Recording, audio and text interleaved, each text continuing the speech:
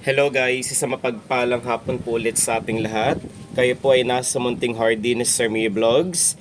And for today's update and for today's video ay mag-ripat po tayo ng isa sa mga considered feng shui, vastu, money maker, money house plant at considered po siya as lucky charm.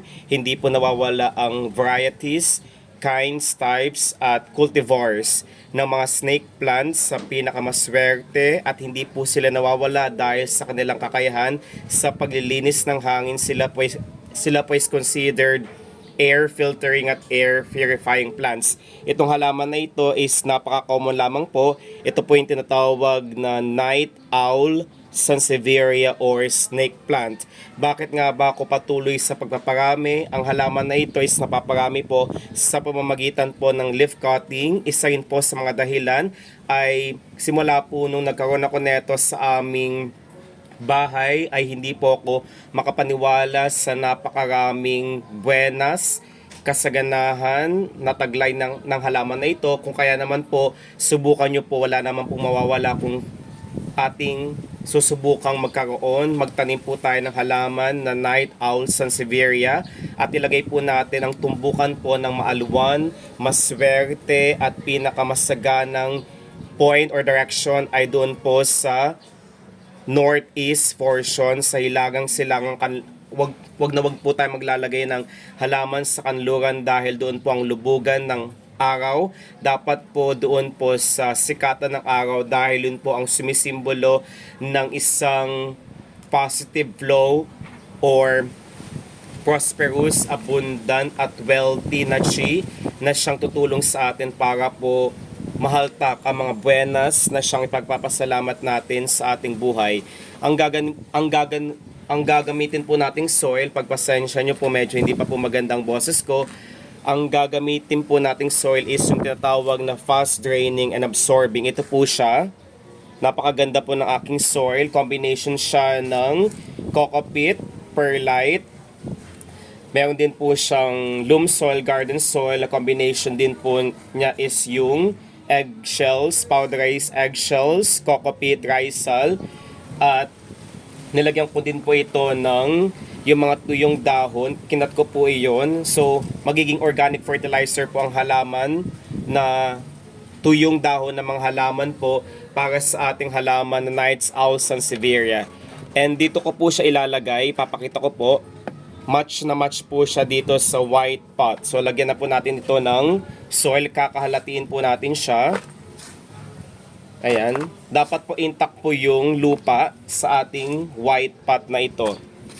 Napakagandang ilagay po ng ating Night's Owl Sansevieria. Gawin po siyang lucky charm. Pwede po siyang ilagay sa center table ng ating living room space.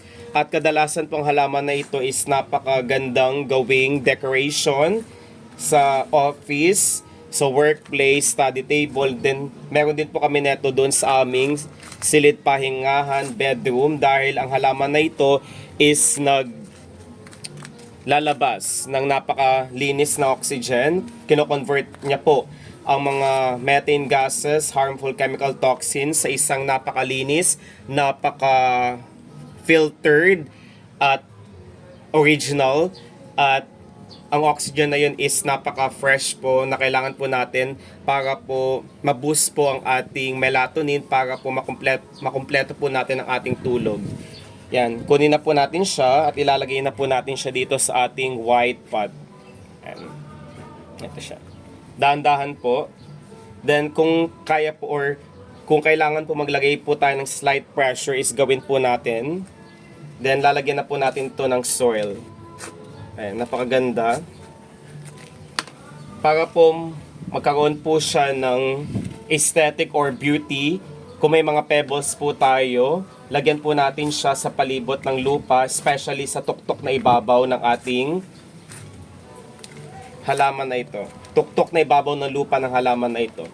And then maglagay po tayo ng slight pressure para po maging intact ang lupa, pati po yung pinaka-mother plant ng ating halaman na Night's Owl Sansevieria. This is best propagated by means of leaf cutting, and I suggest na ang pinaka best way para po maparami ito is gagamit po tayo ng water propagation. May short video po ako nun. I-share ko na lamang po ang link sa pinaka description box doon sa aking pinaka page po. Then kapag lalagyan na po natin siya ng maraming soil, ayan, didiligan na po natin siya. Ang pagdidilig po is, wag po nating didiligan siya sa tuktok na ibabaw dahil pwede po mag-stagnant or ma-retain po yung tubig dito. Might as well sa mismong lupa po tayo magdidilig. Ang gagamitin kong tubig po is since umuulan na po this past few days dahil na rin po we are now in May, Agwa Mayo po is napagdesisyonan kong mangolekta ng tubig na galing sa kalikasan kagaya ng tubig bukal or tubig ulan po dahil napakaswerte na po ng halaman na ito. Mas buenas po ang pwedeng maibigay sa ating buhay kapag ipinandilig po natin ang mga tubig na galing sa kalikasan dahil proven na napakabisa neto sa pagkakaroon ng mga possible nutrients and minerals na hindi present sa tubig ng nawasa dahil napakayaman po nun sa chlorine at ang chlorine po ng nawasa ay hindi nakakabuti at hindi nakakaganda sa mabilisang pagtubo, pagtangkad at pagkakaroon, pagbibigay sa atin, pag-produce ng maraming supling, suloy at anak ng ating Night's Owl Sansevieria. Then diligan na po natin siya. Dapat po fast draining and absorbing po ang gagamitin nating lupa. Then, konti lamang po ang pinadilig ko dahil po ang labis na tubig kapag kanyang naranasan ay ito po is nagbibigay daan po para sa mabilisang pagkabulok ng ugat ng ating mga halaman. Kung kaya naman po kapag nangyari at naranasan po ng halaman Night's Owl ang labis sa tubig ay unti-unti po siyang namamatay dahil po possible root cause is yung mabilisang pagkabulok ng ugat neto at kapag namatayan po tayo ng mga lucky feng shui house plant ay sumisimbolo po iyon ng hindi magandang kapalaran.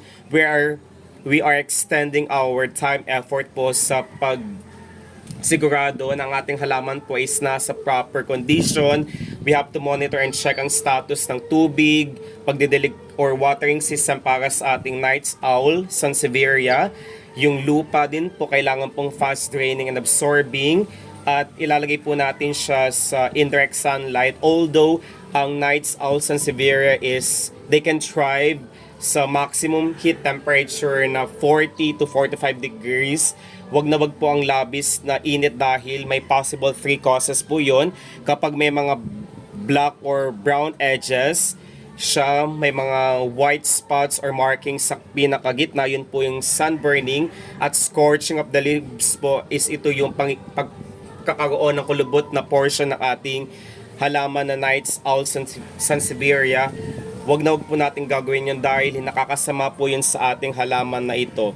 Then, ilalagay ko siya doon sa aming pintuan malapit sa main door para po ito pa magsilbing protection shield sa mga negative vibes, anxiety, conflicts at arguments na pwedeng pumasok sa ating bahay. Ingat po tayong lahat guys. Short update lamang po ito. Maraming salamat po.